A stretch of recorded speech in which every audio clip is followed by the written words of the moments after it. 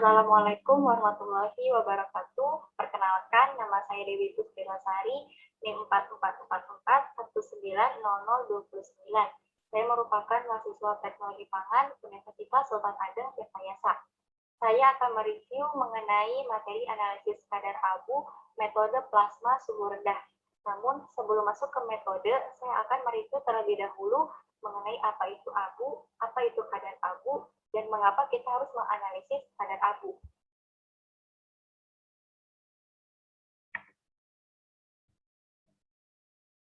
Abu adalah zat anorganik sisa hasil pembakaran suatu bahan organik.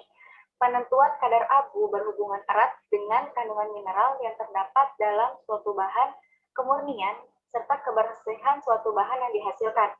Kandungan abu dan komposisinya tergantung bahan dan cara pengabuannya. Perhitungan kadar abu sebenarnya menunjukkan kandungan mineral dari bahan. Mineral dapat dibedakan menjadi garam organik dan garam anorganik. Selain itu, terkadang mineral juga dalam berbentuk senyawa kompleks yang organis.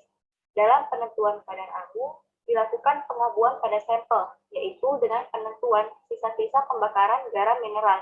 Hal ini dikarenakan sulit untuk menentukan jumlah mineral dalam bentuk asli. Penetapan kadar abu ini dimaksudkan untuk mengetahui kandungan komponen yang tidak mudah menguap atau komponen yang dalam berbentuk anorganik atau garam mineral yang tetap tinggal dalam pembakaran dan pemijaran senyawa organik. Semakin rendah kadar abu suatu bahan, maka semakin tinggi kemurniannya. Tinggi rendahnya kadar abu suatu bahan antara lain disebabkan oleh kandungan mineral yang berbeda pada sumber bahan baku dan juga dapat dipengaruhi oleh proses demineralisasi pada saat pembuatan.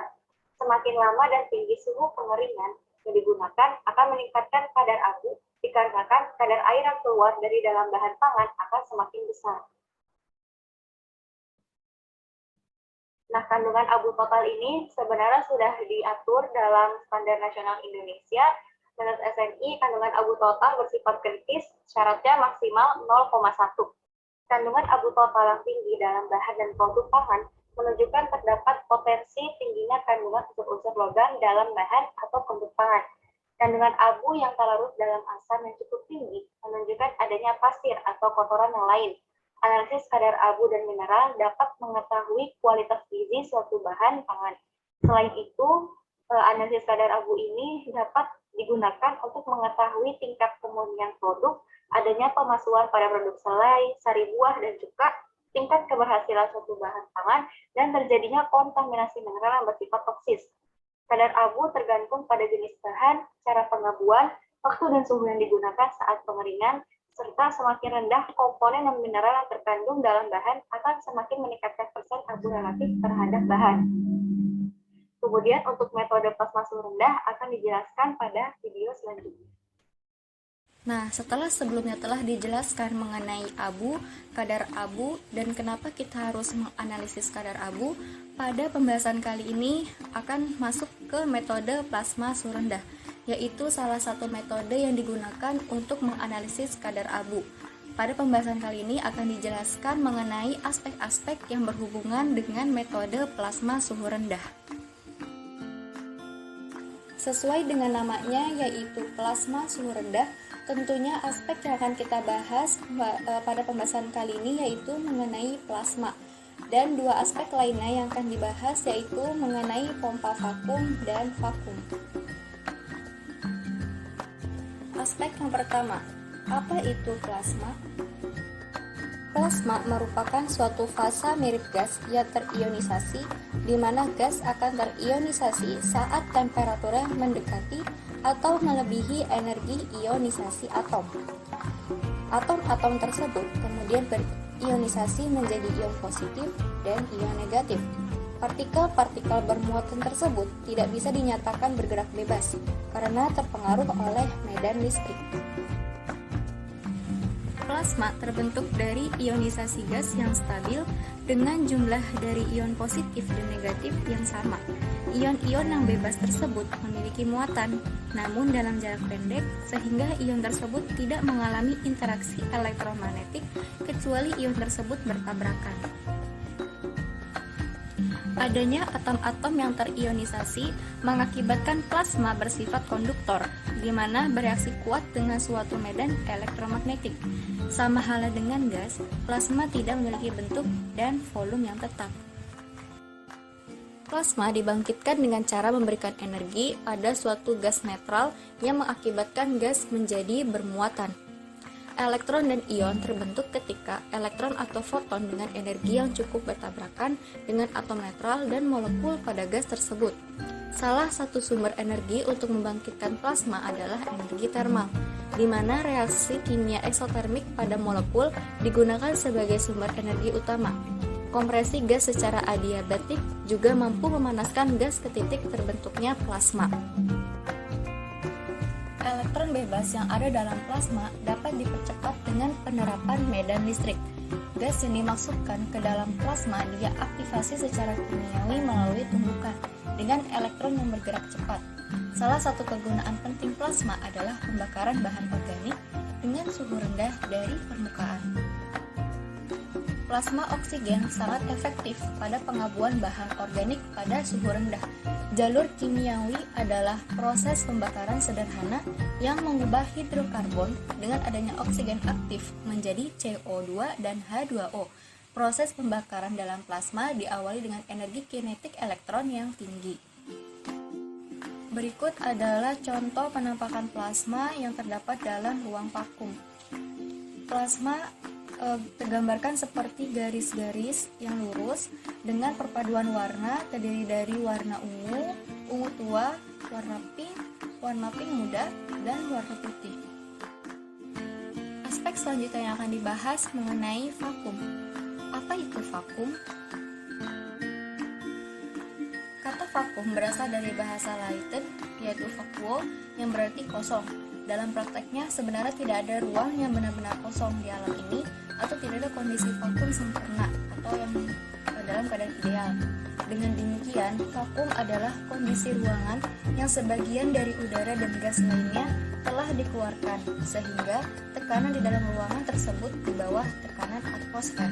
Dengan kata lain, vakum berarti ruangan yang mempunyai kandungan kerapatan gas yang terdiri dari partikel, atom, dan molekul atau tekanan gas yang tersebut lebih rendah dibandingkan kondisi di atmosfer. Jadi, kondisi vakum adalah kondisi tekanan gas di dalam ruangan di bawah tekanan atmosfer. Nah, pada gambar tersebut menunjukkan daerah tekanan positif, yaitu daerah tekanan 1 atmosfer ke atas, dan daerah vakum, yaitu daerah tekanan di bawah tekanan atmosfer hingga mencapai 0 absolut atau tekanan negatif jika didasarkan tekanan atmosfer. Kondisi vakum dapat dinyatakan dengan tekanan didasarkan tekanan absolut maupun kevakuman.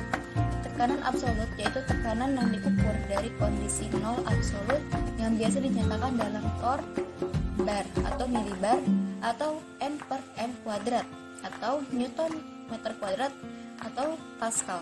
Pengukuran kevakuman atau vakum didasarkan dari tekanan 1 atmosfer absolut atau 0 terukur yang biasa juga dinyatakan dalam torr bar atau N per M kuadrat.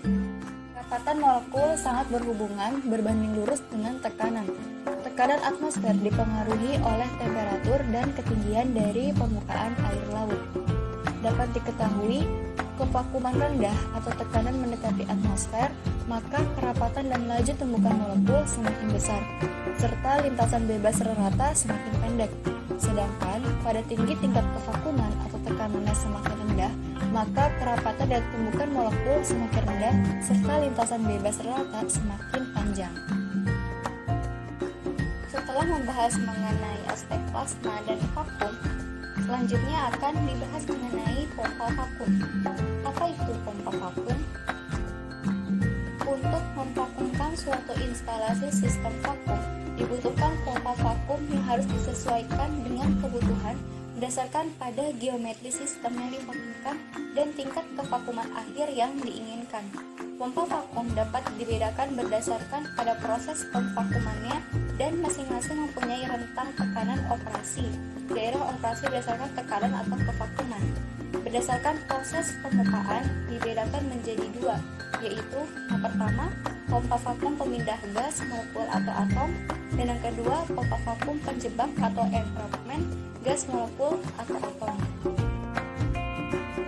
Untuk pompa vakum dengan memindahkan gas secara garis besar dibagi lagi menjadi dua jenis, yaitu yang pertama pompa vakum dengan langkah positif atau positive displacement vacuum pump, dan yang kedua pompa vakum dengan energi kinetik atau kinetic vacuum pump. Dasar prinsip kerja dari kedua jenis pompa ini sangat berbeda. Yang pertama yaitu pompa vakum dengan langkah positif. Adapun prinsip kerjanya yaitu memindahkan gas dalam bentuk molekul atau atom dengan mengisap dari sistem yang divakumkan. Kemudian gas dimampatkan di dalam pompa dan dilanjutkan dengan mengeluarkan dari pompa. Jenis-jenis pompa yang termasuk dalam pompa vakum dengan langkah positif ini cukup banyak. Contohnya seperti pompa piston, pompa sudut putar, pompa diafragma, dan pompa root. Pompa vakum ini mempunyai kemampuan untuk memvakumkan dari atmosfer ke tingkat kevakuman rendah atau sedang yang tergantung dari jenis pompanya. Untuk jenis pompa yang mempunyai kemampuan hingga ke tingkat kevakuman rendah adalah pompa piston dan pompa diafragma. Sedangkan pompa yang dapat mencapai ke tingkat vakum rendah dan sedang adalah pompa sudut putar atau disebut juga dengan pompa rotari. Kedua adalah pompa vakum dengan energi kinetik. Adapun prinsipnya yaitu memberikan atau menambahkan energi kinetik molekul atau atom dari gas yang dipompa sehingga dapat berpindah dari tekanan yang rendah ke tekanan yang lebih tinggi. Penambahan energi kinetik dilakukan dengan memindahkan momentum dari pompa ke molekul atau gas, sehingga gerakan molekul atau atom gas yang dipompa terarah ke sisi pengeluaran gas dari pompa. Berdasarkan klasifikasi, jenis-jenis pompa energi kinetik ini juga dibedakan lagi menjadi dua jenis, yaitu pompa drag dan pompa semburan minyak. Jenis pompa drag dalam penerapannya adalah pompa drag molekular atau biasa disebut pompa turbomolekular. Untuk jenis-jenis pompa semburan minyak dibagi menjadi tiga, yaitu pompa injektor, pompa difusi, dan pompa difusi injektor. Dari jenis-jenis pompa vakum ini yang paling banyak digunakan adalah jenis pompa turbomolekular dan pompa difusi, sehingga kedua jenis pompa tersebut mempunyai kemampuan dari tingkat kevakuman sedang sampai ke tingkat kevakuman tinggi atau sangat tinggi dan harus dilengkapi dengan pompa depan atau forepump, yaitu pompa sudut putar. Untuk pompa turbomolekular di samping menggunakan pompa sudut putar, sebagai pompa depan juga dapat menggunakan pompa diafragma 4 tingkat.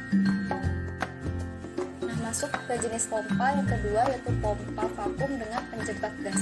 Berdasarkan klasifikasi, jenis-jenis pompa yang termasuk dalam pompa vakum dengan penjebak entrapment gas dibagi menjadi 4 jenis, yaitu yang pertama pompa serapan, kedua pompa ion getter, ketiga pompa ion spatter, dan yang keempat pompa cryogenik. Untuk pompa serapan dari tekanan atmosfer sampai menengah, sedangkan untuk jenis pompa lain yang mempunyai kemampuan dari tingkat kevakuman tinggi sampai sangat tinggi, serta harus dilengkapi dengan pompa depan atau forepump, yaitu pompa sudut putar dan bahkan dengan pompa difusi. Hal ini diperlukan karena rentang operasinya antara 10 PA-1 hingga 10 PA-14. Pada saat pompa dioperasikan, pompa ion getter, pompa ion spatter, dan pompa cryogenik tidak memerlukan pompa depan dan dioperasikan setelah kevakuman mencapai order 10 PA-.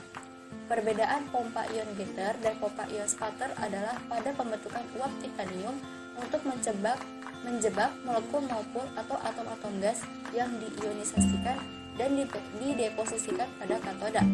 Pembentukan uap ini dengan penguapan untuk pompa ion getter dan dengan percikan untuk pompa ion spatter. Khusus untuk pompa cryogenik, pompa depan akan dioperasikan jika proses regenerasi.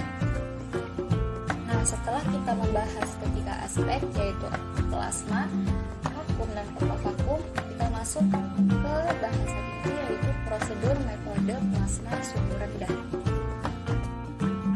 Untuk metode plasma suhu rendah, langkah awal yaitu chamber kaca divakumkan terlebih dahulu menggunakan pompa vakum. Kemudian, setelah chamber kaca telah dalam kondisi vakum, sampel dimasukkan ke dalam chamber. Kemudian, sejumlah oksigen atau O2 dipompakan ke dalam chamber sehingga terbentuk 2O dengan dalam metode plasma suhu rendah ini menggunakan mesin frekuensi elektromagnetik radio untuk mengubah oksigen menjadi 2O. Kemudian, dengan terbentuknya 2O, maka semua bahan organik dari sampel akan teroksidasi dan kadar air akan menguap karena peningkatan suhu. Karena semua bahan organik telah teroksidasi dan air menguap, maka tersisa yaitu bahan anorganik, yaitu abu. Nah, metode plasma suhu rendah ini menggunakan suhu yang relatif rendah, yaitu di bawah 150 derajat Celcius, sehingga hilangnya mineral volatil dapat dikurangi. Metode plasma suhu rendah ini memiliki kelebihan dan kekurangan. Adapun kelebihannya, seperti yang sudah disinggung sebelumnya, bahwa metode ini menggunakan suhu yang relatif rendah, di bawah 150 derajat Celcius, dibandingkan metode-metode lainnya yang menggunakan suhu di atas 700 derajat Celcius, sehingga hilangnya mineral volatil dapat dikurangi. Kemudian untuk kekurangannya, yaitu penggunaan alat yang mahal.